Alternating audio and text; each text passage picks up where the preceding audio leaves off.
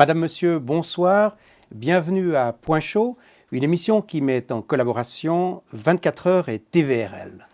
La mondialisation ouvre de nouvelles voies, multiplie les échanges, mais avec eux se posent des problèmes nouveaux. Le crime, lui aussi, franchit les frontières et dès lors, les questions qui se posent doivent trouver des réponses à l'échelon de toute la planète.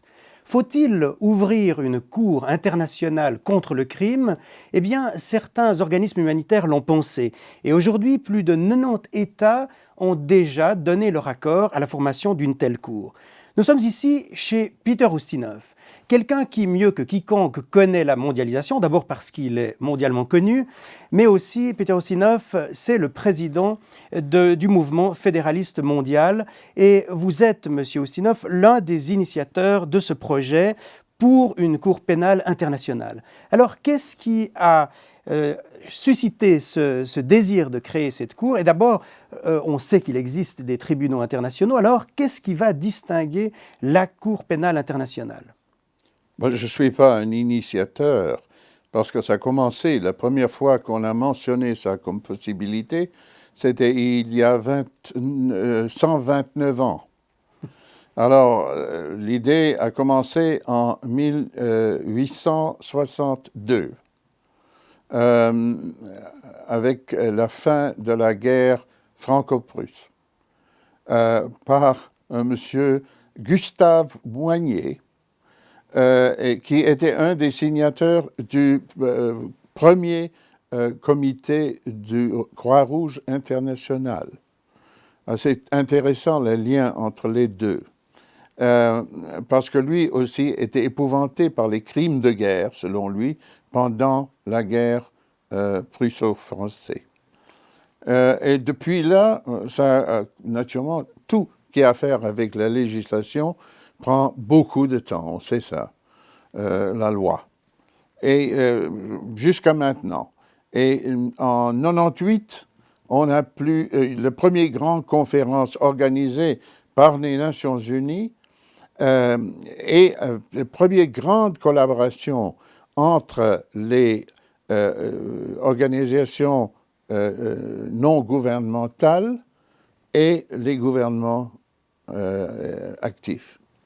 Et le résultat de ça, on va parler de ça sûrement plus tard, mais était absolument étonnant en faveur d'un cours criminel pénal international, je pense en français. Et c'est une idée qui est dans l'air depuis très longtemps. Einstein, un cri de cœur de Einstein, parmi beaucoup, et je pense que comme il était l'inspiration de beaucoup d'avances scientifiques et généralement connu et loué comme génie humain, il a dit qu'il ne voit pas d'autre solution au problème de criminalité mondiale qu'un cours international pénal. Mais pourtant, elles existent déjà, ces cours. Il y a des tribunaux, actuellement les tribunaux de l'ex-Yougoslavie, Rwanda. Alors, qu'est-ce qui, dans votre projet, va distinguer cette cour pénale internationale des tribunaux existants? Les cours Yougoslavie, ex-Yougoslavie et à Rwanda étaient des ex-hoc cours, des improvisations attendant la création de quelque chose de plus solide et permanent. Quant au Cour international de La Haye, c'était constitué pour régler les conflits entre nations et pas pour poursuivre vraiment les individus. Alors, quel crime est-ce que votre cour à vous va poursuivre? Ce n'est pas à moi. Je suis un très humble membre d'une organisation qui, parmi les plus de 800 non-government et ONG qui existent aujourd'hui, fait partie de ce mouvement, et les autres ont donné aux fédéralistes mondiaux les possibilités de créer le grand quartier général pour ce mouvement. Et maintenant, ça se déroule, naturellement pour le moment, dans le sous-sol de notre bureau à New York. Mais quand même, j'aimerais revenir à la question. Quel crime exactement est-ce que vous allez poursuivre? L'idée, pour le moment, est des crimes contre l'humanité. Ça, c'est une idée, naturellement, qui était le première grande résurgence de cette idée était au moment des tribunes de Nuremberg. Parce que ça, c'est une chose qui a bouleversé toute l'humanité, et la nécessité de créer un lien temporaire entre les systèmes juridiques de la France, de l'Angleterre, des États-Unis et de l'Union soviétique, c'était pas facile.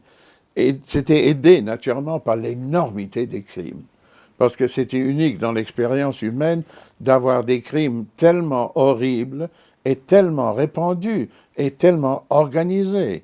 Vraiment une recherche d'éliminer une race entière, c'est la première fois que c'était dans les annales de l'histoire. Mais alors, la nouvelle cour que vous soutenez va poursuivre quel crime? Parce qu'il n'y a pas d'autres... pour l'instant, heureusement, il n'y a pas d'autres tentatives du style Hitler. Mais enfin, il y a d'autres choses que vous voulez poursuivre. Alors, quel genre de criminalité? Ce sont les crimes de guerre, le génocide, en tout cas. Et on dit qu'il n'y a pas de crime comme celui de Hitler. Il y a tout de même Pol Pot et des choses comme ça qui sont répugnants et qui sont naturellement déplorables parce que là, c'est la faute des hommes qui a fait ça. Même des hommes bien pensants et qui ne risquent pas d'être arrêtés du tout. Alors, La Haye juge des conflits d'État, et puis la cour que vous souhaitez mettre sur pied, elle, va juger des individus. Oui. Alors, est-ce que la classification des crimes doit être en ce moment l'objet d'un droit international nouveau, ou est-ce que les règles de droit international sont suffisantes aujourd'hui pour permettre à cette Cour d'exister? Ils sont permettre pour commencer, mais avec la possibilité, par exemple, que l'agression va être inclue. Pour le moment, c'est très difficile de le définir. Il y avait une définition en 1974.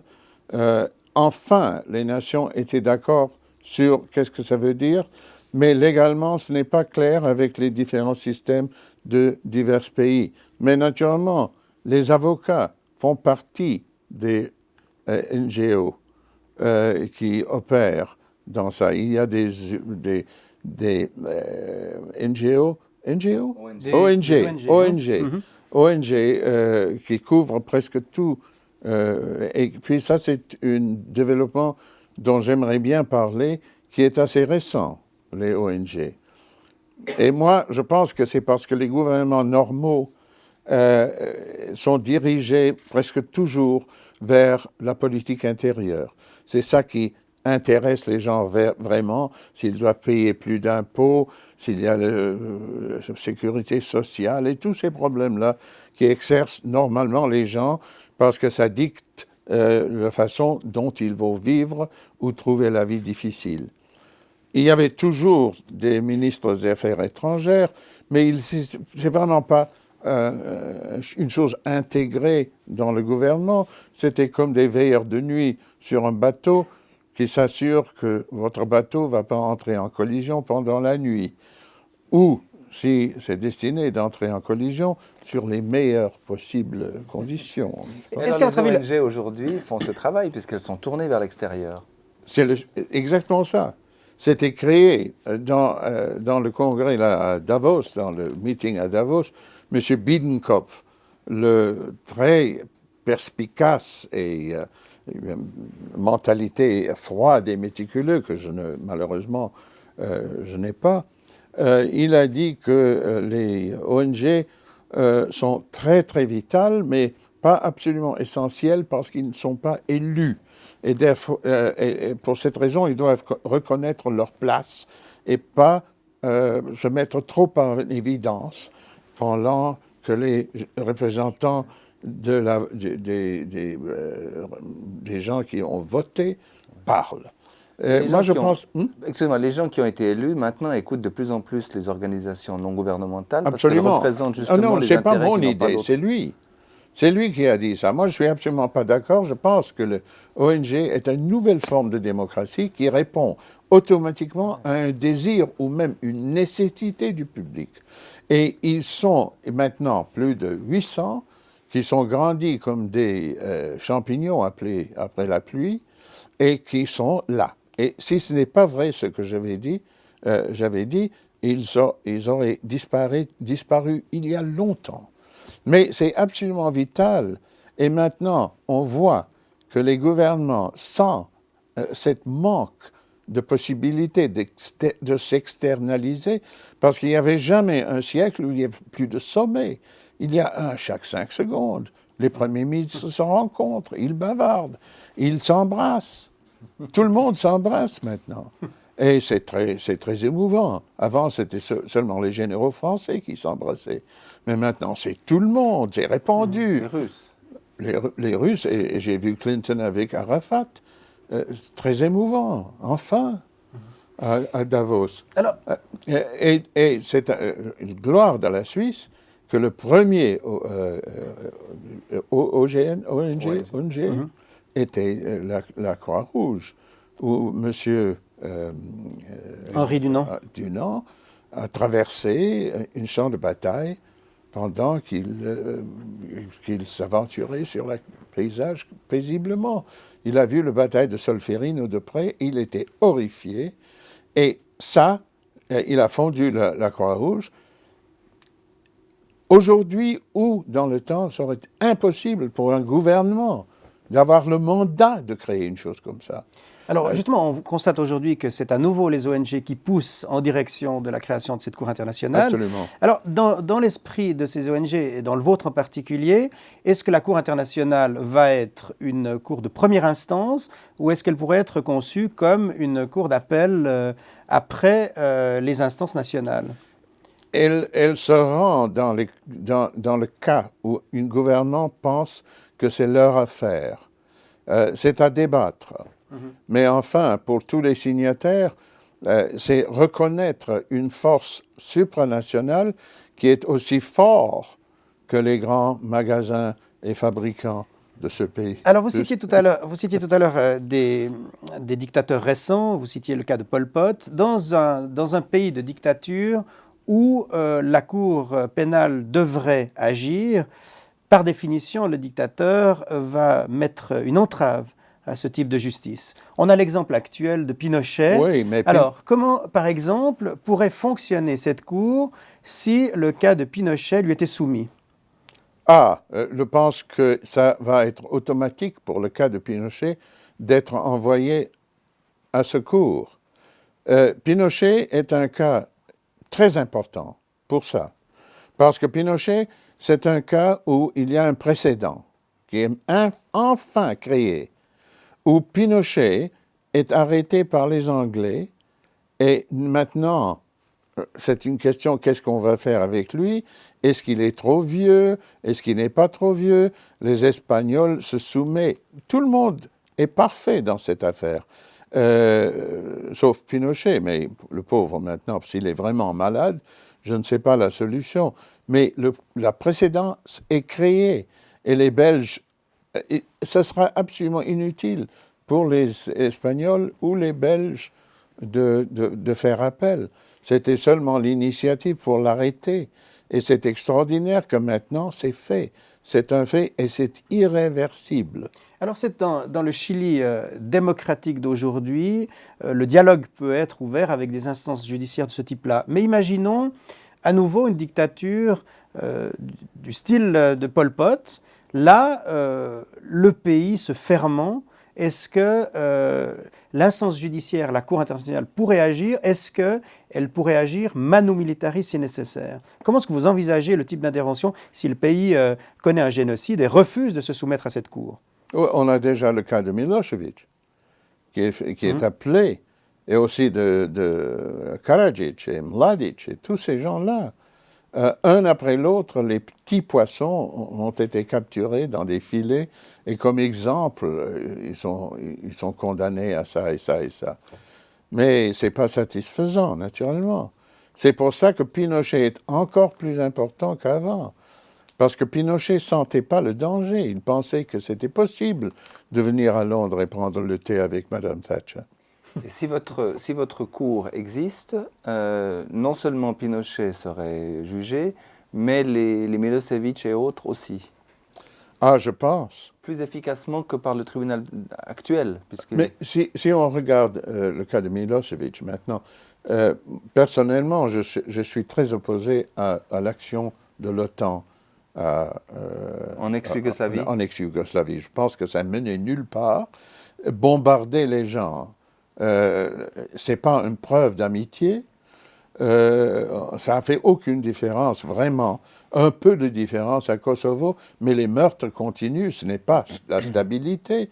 Kouchner lui-même est désespéré parce qu'il accomplit beaucoup moins qu'il espérait, c'est un idéaliste. Et alors, et Milosevic est toujours là. Mais à la fin de cette erreur de jugement qui était les bombardements de l'OTAN, pour mettre fin à cette guerre, il fallait les Russes et surtout les Finlandais. Il fallait M. Ahtisaari de venir et rétablir le contact avec les Nations Unies, et tout a passé par le Conseil de sécurité.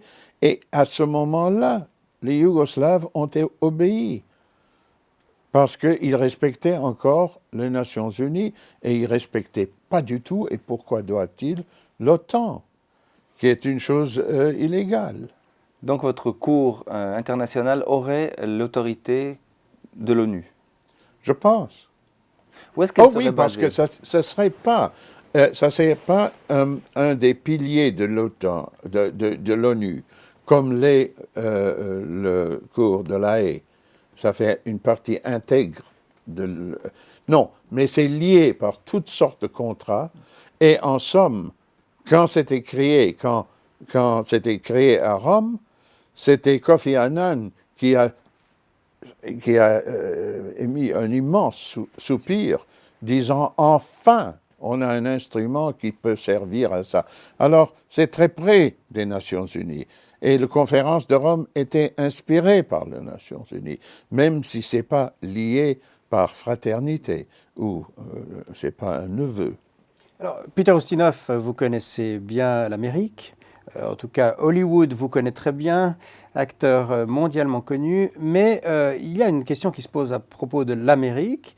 Les États-Unis sont l'un des rares pays qui n'ont pas accepté cette initiative de création de la Cour internationale. Alors, pourquoi ce refus des États-Unis, d'après vous, et en analysant leurs objections? Oui, alors, curieusement, il y avait déjà une brèche entre cette clan de grands pays qui domine le Conseil de sécurité en 97, parce que les Anglais se sont détachés des autres en suggérant qu'il veut adhérer au meeting de Singapour et de ne plus rendre ce cours-là dépendant du Conseil de sécurité.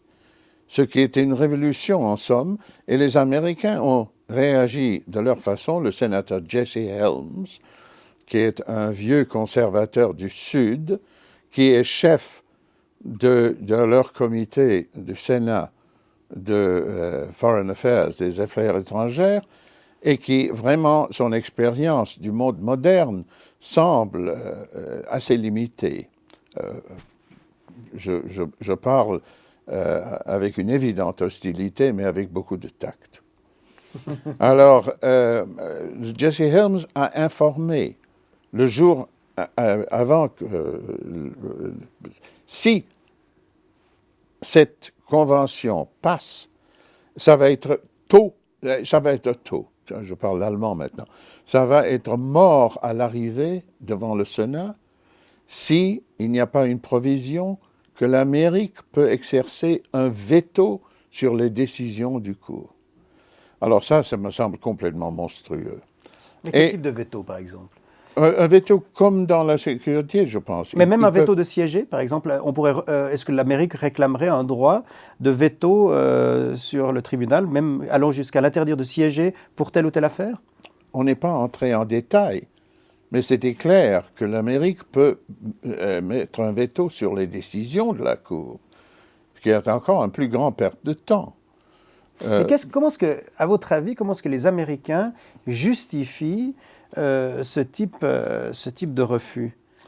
Et pourquoi il faut vous dire avant tout qu'il y avait dans le vote à Rome, après des amendements très bien maniés par un brillant Canadien, M. Kirsch, qui était chef de ce meeting, les Français et les Anglais, par exemple, étaient opposés au commencement, et à la fin, ils étaient pour.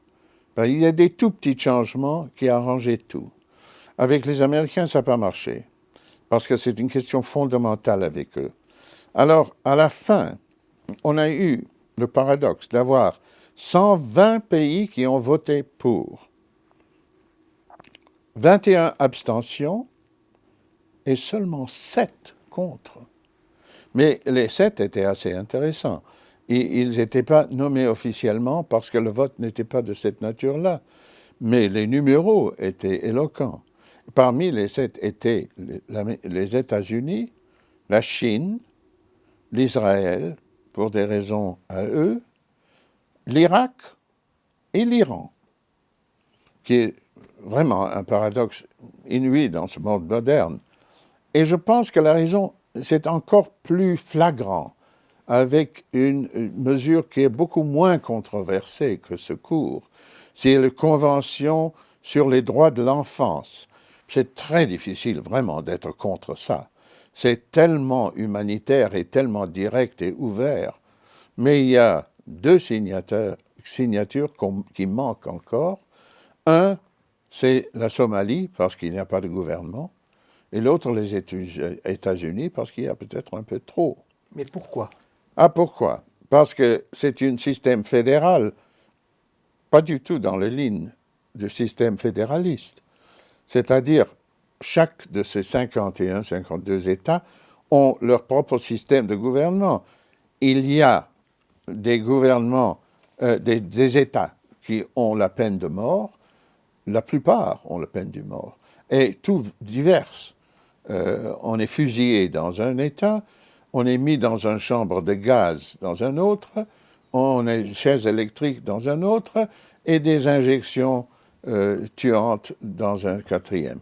À des âges différents, si on peut... Oui, absolument. Et il y a aussi, là, des États, très peu, qui n'ont plus de peine de mort.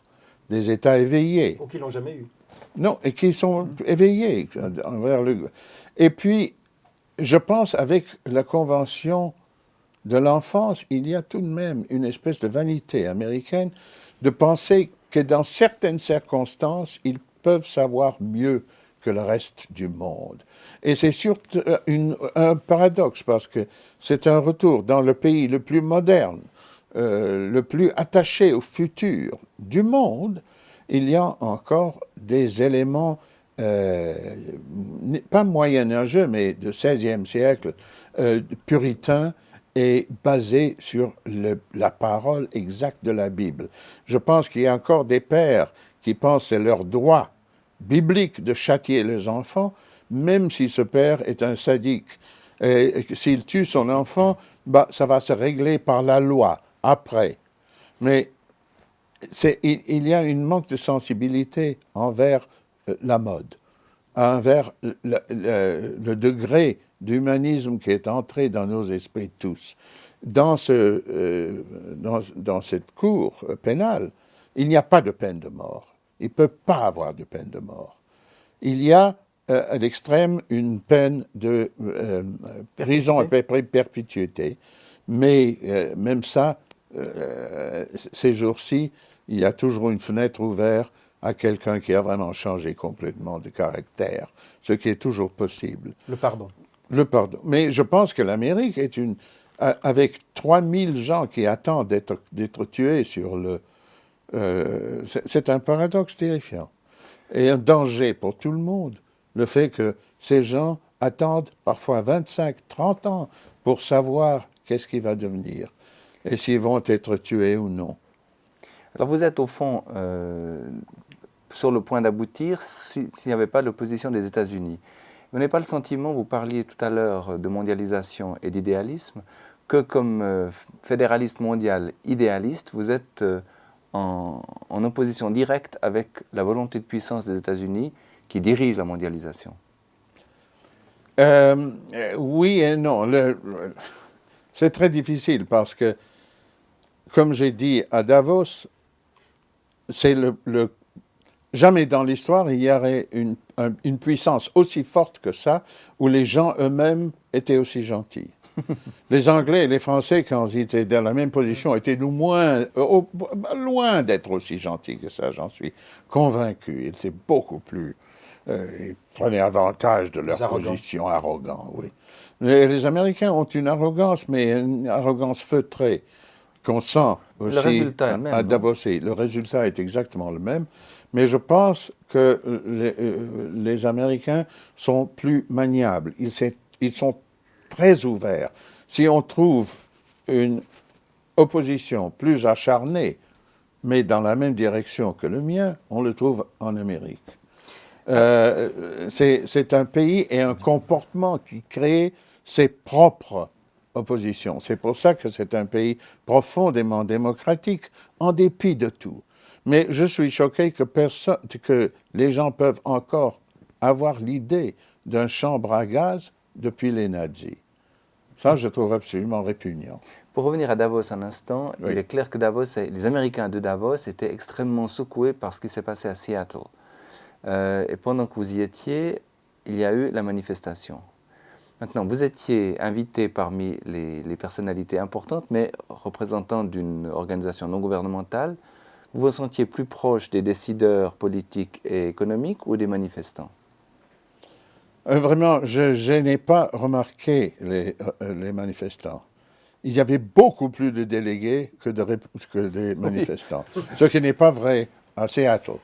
L'avantage de Davos, du point de vue des organisateurs, c'est qu'il n'y a pas la place, comme il y a à Seattle. Alors, c'était vraiment une démonstration, pour moi, relativement ratée. Je comprends pourquoi ils le font, mais moi, je suis pour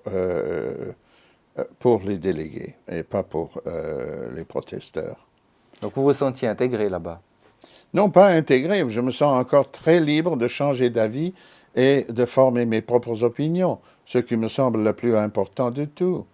Et c'était intéressant à Davos que les gens qui vraiment, et ça doit être un compliment à la nature humaine, les gens qui ont vraiment fait énormément d'argent comme Soros ou plus encore Bill Gates, ont le sentiment à la fin que l'argent ne veut rien dire parce qu'ils peuvent maintenant faire tout.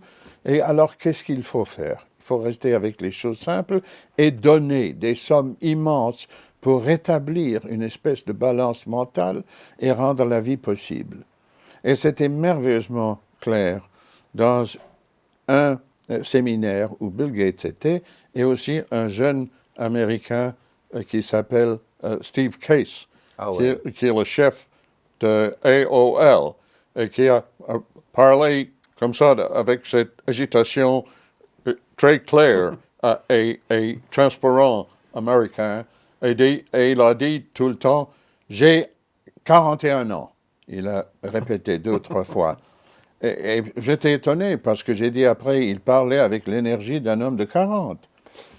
Et il a dit que pour lui, l'Internet est pas seulement le futur, mais I'm going to show that, et tout ça, n'est-ce pas?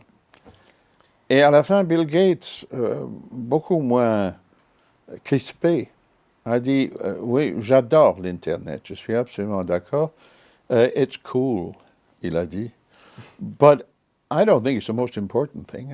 I mean, I love it because I've made what money I have made in the Internet, and I just love it. I'm one of the privileged people who's been allowed to, make their money with something I enjoy.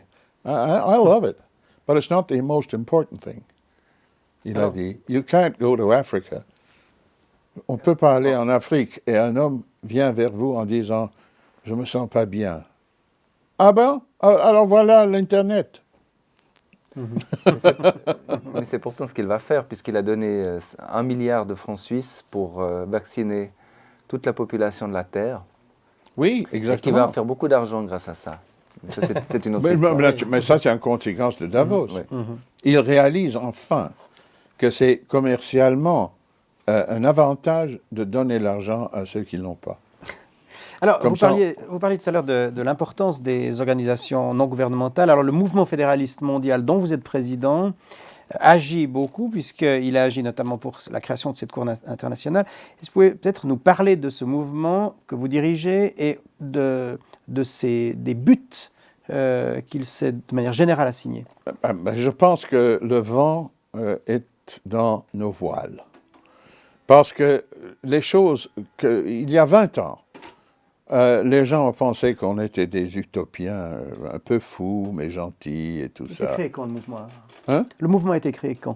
Le mouvement, ah oui, ça est assez longtemps, mais pas tellement longtemps. Je pense que c'était après la Première Guerre mondiale. L'idée est venue. Mais on leur donnait un peu la réputation un peu d'anarchistes, de gens qui ne reconnaissaient pas les frontières. Est-ce que c'est quand vous regardez dans cette direction-là, est-ce que vous êtes d'accord un peu avec cette réputation faite? non, pas du tout. Je pense que ce sont des gens qui ont vu qu'une certaine gouvernance, pas gouvernement, du monde est absolument inévitable. Parce que on doit s'accommoder et on doit être gouverné par les lois et des lois internationales. Et je pense qu'on est maintenant, toute proportion gardée, dans la même situation que les gens en XVIe siècle, quand les grands explorateurs ont ouvert des nouveaux continents, de terra incognita et tout ça. Et ce qu'on avait désespérément était nécessaire à cette époque, c'était des cartographes pour faire des cartes et de juger les distances entre les choses, et finalement des législateurs pour créer les lois, même si c'était le pape qui dit au Brésil « vous êtes portugais, vous parlez portugais, tout le reste est espagnol ». Et puis c'était accepté par tout le monde, mais c'était une chose qui est devenue une réalité avec le temps. Maintenant, on a le ciel et l'Internet et tout ça, alors c'est complètement inconnu. On voit l'inconvénient maintenant avec des pirates qui sont probablement des brillants jeunes à l'école encore, qui cassent les codes et qui rendent impossible de Yahoo de communiquer et toutes sortes de choses. Ces jeunes vont sûrement être employés par le mafia, qui n'a pas de bonnes idées comme ça, mais qui voit que ça marche, et ils peuvent aller directement de leur université dans le mafia avec des positions très, très intéressantes financièrement. Cela dit, quel est le but alors de votre mouvement? Alors maintenant, le but est une gouvernance mondiale par les lois, généralement reconnues, et le renforcement par la même occasion des Nations Unies. Parce que les Nations Unies, c'est une merveilleuse idée. C'est créé à la fin de la Deuxième Guerre mondiale comme conséquence de la faillite de la Ligue des Nations après la Première Guerre mondiale, qui a été créée à conséquence de la Première Guerre mondiale, et aussi qu'est-ce que je dirais au commencement? Donc, je me suis perdu maintenant. Voilà, on parlait un petit peu des buts de... Oui, c'est ça, oui. Et alors, je voulais en venir à cette question sur la libre circulation des personnes. Est-ce que c'est aussi une des choses que... Vous parlez de gouvernement et de loi internationale, mais est-ce que la libre circulation des personnes sur toute la planète est un des objectifs importants pour vous? C'était possible dans le passé. On avait un passeport seulement pour enregistrer avec votre consulat au cas où il y a des révolutions ou des choses dans des pays que vous visitez. Mais avant, sauf la Russie, il n'y avait pas de passeport. Et les Russes avaient des passeports pour sortir, pas pour entrer. Donc vous aimeriez revenir à cet état merveilleux où on pouvait voyager librement. Est-ce que votre visée touche aussi le commerce international? Mais le commerce international est quelque chose de tellement fort que ça dirige soi-même. Mais là, il faut vraiment des règles. parce que c'est trop facile maintenant pour des grandes sociétés qui sont parfois beaucoup plus forts que les gouvernants de contourner les règles nationaux et les transferts de banques ici, là. On voit le chaos qui commence déjà. Je pensais justement à la Tobin Tax sur les mouvements de capitaux, des choses comme ça. Ça fait partie de votre programme? Ah, de mon personnel, je ne sais, oui, mais dans le cas de International Penal, pas encore. Parce que là, il faut encore laisser une porte ouverte pour d'autres crimes, comme la pédophilie, par exemple, qui est tout d'un coup une chose qui se manifeste sur un plan international. Mais la chose intéressante, c'est que pendant qu'on décide tout ça et rend tout ça officiel et signé, les pays font ça d'eux-mêmes. Ils ne peuvent pas éviter. Pour rester efficace, il faut le faire. Les Anglais, la police anglaise travaille étroitement avec les Hollandais. Il y a une délégation anglaise aux Philippines pour régler la lutte commune contre la pédophilie et toutes sortes de choses comme ça. Déjà, les grandes pages au moins un journal suisse ce matin disaient que la police suisse et française collaborent maintenant. Et partout, il y a des évidences où ils doivent collaborer. Et ça, c'est seulement prévoir ce qui va enfin arriver quand la Cour et beaucoup d'autres institutions sont des réalités. Alors, vous avez mis l'accent, en tout cas dans ce projet de Cour internationale, sur les crimes contre l'humanité, sur aussi les crimes sexuels, auxquels vous avez fait allusion tout à l'heure. Et alors, curieusement, le crime économique est peu mis en avant. Est-ce que c'est un choix stratégique, dans le sens qu'il faut d'abord convaincre les États de cette façon-là, pour ensuite, j'allais dire, mettre à la deuxième vitesse? Est-ce qu'il y a un élément de stratégie? Parce qu'aujourd'hui, incontestablement, on attend une réponse au crime économique international. Ouais, personnellement, je suis convaincu que ça doit être un début. Mais peut-être il faut faire une chose à la fois. Et déjà, c'est une pilule que M. Jesse Helms avale avec grande difficulté ou refuse de mettre dans sa bouche. Ça va être un grand problème avec ce cours, parce que l'Amérique a la mauvaise fortune d'avoir hérité aussi, à cause de la disparition de l'Union soviétique, le seul vraiment grande armée dans le monde, et ils ne savent vraiment pas que faire avec. Il faut l'utiliser. Et de là vient le mythe d'attaque chirurgicale contre c'est absolument idiot. Après, ça se révèle comme étant pas la vérité du tout. Ils sont aussi dégueulasses que toutes les autres armes. J'aimerais parler un petit peu aussi de vos activités autres. Vous avez fait une allusion à la lutte pour l'enfance. Vous avez une activité comme représentant de l'UNICEF. Oui, je suis ambassadeur depuis 32 ans maintenant. Depuis 32 ans. Et vous étendez votre activité à d'autres choses, vous avez des fondations. Alors, est-ce que votre activité artistique et votre activité humanitaire sont comparables aujourd'hui? Oh, c'est-à-dire que l'artistique dépend largement de moi. Alors, si j'ai un moment, je suis artistique. Vous prenez le temps? Mais beaucoup de temps semble pris par les activités sociales ces jours-ci. Et puis, si vous vous rendez compte que depuis 50 ans, il y avait plus de 250 conflits dans le monde, avec 86 millions de gens qui sont morts, la plupart des enfants et les femmes. Alors, c'est un chiffre absolument inadmissible. Et moi, dans mes voyages pour l'UNICEF, j'ai toujours de la compassion, mais pas vraiment de plainte contre les tremblements de terre, tous les phénomènes naturels qui existent ces jours-ci de plus en plus, peut-être à cause des choses que nous font nous-mêmes avec les émissions, ou je ne sais pas. Je ne suis pas assez expert, mais je crois en ça. Mais quand ces choses sont arrivées grâce à la stupidité, à la cupidité à l'ignorance de l'homme même, ça devient absolument désespérant.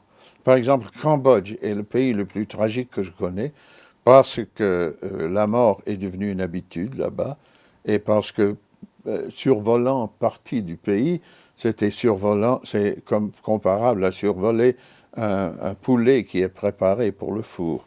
Il y a là des petites choses où les arbres étaient, mais ils ont tous disparu maintenant. Et un pays comme ça trouve ça dans l'impossibilité d'attirer des fonds extérieurs, des investissements. Il y a un tourisme potentiel, mais ça ne se développe pas. Et c'est grâce à cette guerre de Vietnam que tout a commencé. Le Cambodge a eu plus de bombes que le Vietnam. Et le résultat est que vraiment la mort est devenue une habitude, s'est développée avec Pol Pot, et toutes sortes d'autres excès. Et maintenant, c'est un pays où c'est très difficile d'espérer. Le Birmanie est un pays foncièrement riche. Personne meurt de faim. On peut toujours prendre ce qu'on veut des arbres et des herbes, mais pas en Cambodge, c'est défendu. Alors, est-ce à dire qu'actuellement, l'urgence est telle que vos activités artistiques passent après? Vous donnez toujours priorité sur l'humanitaire pour toutes les raisons que vous venez d'évoquer, Peter Ustinov? Non, parce que si j'ai l'envie d'écrire un livre ou une pièce ou un texte musical, je le fais. Je le fais pas à l'exclusion de l'autre, non. Mais je trouve le temps de faire les deux. Alors, vous trouvez le temps, et c'est assez admirable, puisque Peter Ustinov, vous êtes acteur, vous êtes aussi écrivain, vos livres aussi circulent partout sur la planète, et puis il y a ces activités humanitaires. Alors pour vous, est-ce que l'artiste, vous le concevez comme engagé, ou est-ce que vous séparez, somme toute, les choses?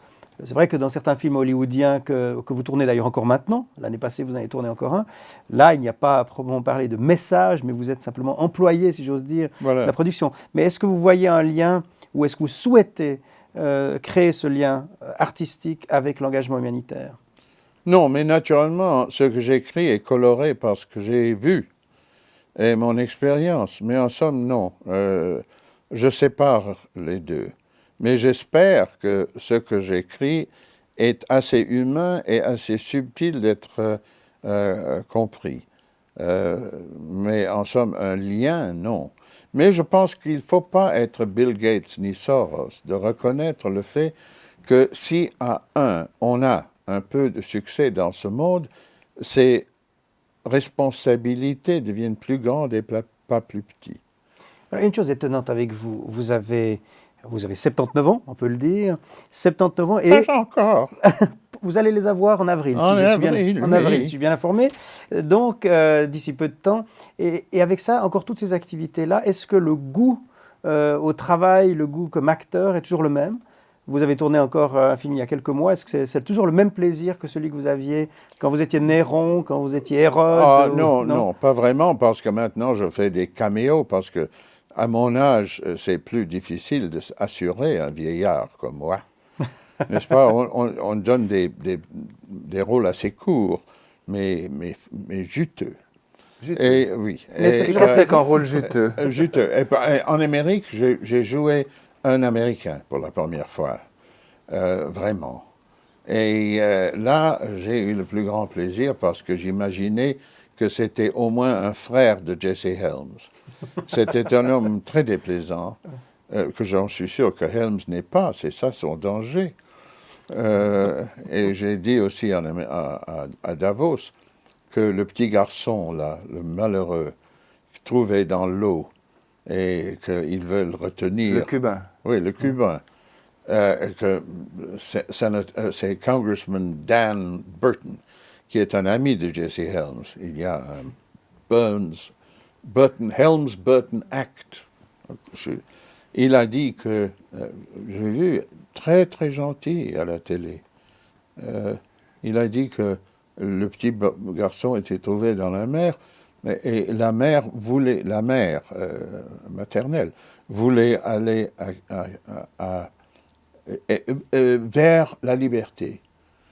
Et naturellement, le petit garçon doit être doit grandir à Cuba, à Floride, pour obéir à la volonté de la mère. Et moi, j'ai dit substituer le mot Miami pour liberté, et vous avez l'étendue de la vision de représentant. Et c'est ce rôle-là que vous jouez? Vous êtes un Américain aussi évolué et sophistiqué dans le rôle, dans le film? Aussi, oui, exactement. Exactement. C'est Et là, le film j'ai qui s'appelle joué The Bachelor, avec n'est-ce un pas? plaisir terrible. C'est le film qui s'appelle The Bachelor. The Bachelor, oui. Et là, vous êtes le rôle d'un grand-père. Peut-être nous dire quelques mots sur ce rôle, d'un film qui d'ailleurs va sortir d'ici très peu de temps ici.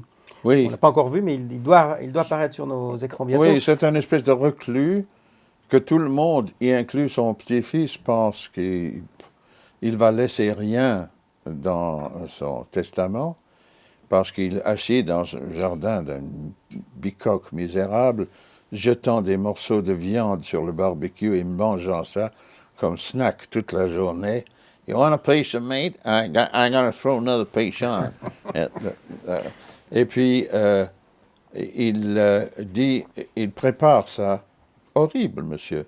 Il dit avec une bague, get a load of this, Jim. Yeah. Hey, look. That is your grandma's wedding ring. I only hope your girlfriend has fat fingers. Alors, une grossièreté terrible. Et à la fin, il meurt, mais il laisse une vidéo que les avocats sont assis avec la famille pour regarder ça. Et puis, il dit, well, Jimmy, as I told you when I was alive, je vais vous laisser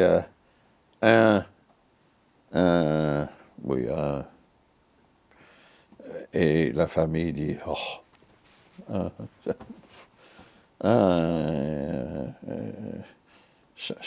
environ un peu plus que 100 millions de dollars. Ouais, vous avez récupéré de votre surprise? Ça y est, je peux attendre, je suis mort. Alors c'est un détestable, irraisonnable.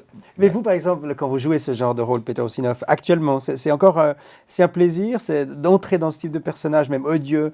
Mais il faut dire une chose, quand j'étais jeune, je jouais presque toujours des gens plus âgés que moi. Et j'ai pas perdu l'habitude.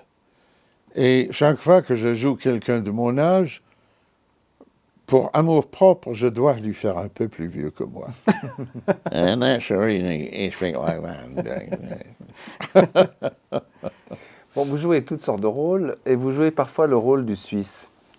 Ouais, ça m'est arrivé. Et vous avez joué votre rôle d'habitant de Bursin au point de faire partie de la société de tir. Oui, c'est vrai. Le syndic de l'époque m'a invité plusieurs fois, je ne suis pas allé.